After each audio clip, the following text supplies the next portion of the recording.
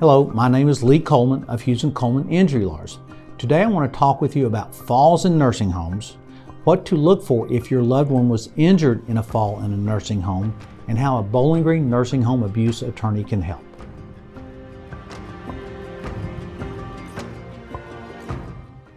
A nursing home with about 100 residents will report between 100 and 200 falls per year. That's more than one per resident on average in a nursing home.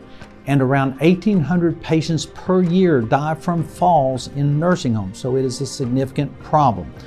What to look for and document?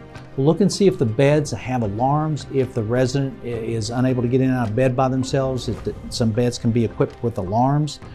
Is the patient labeled as a fall risk? That should be in their chart. It should be written prominently in the room. If the patient is unable to get, resident is unable to get in and out of bed by themselves or in and out of a wheelchair by themselves or not able to go to the bathroom by themselves, that should be written in the chart and in the room itself.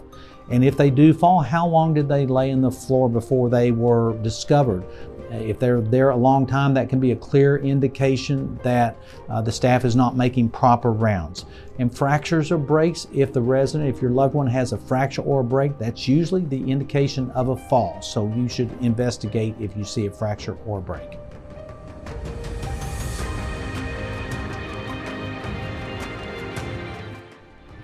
If you suspect that your loved one has been abused or neglected in a nursing home, our dedicated nursing home legal team is here to help. Take back control and call us today at 800-800-4600. And for more helpful tips, subscribe to our YouTube channel.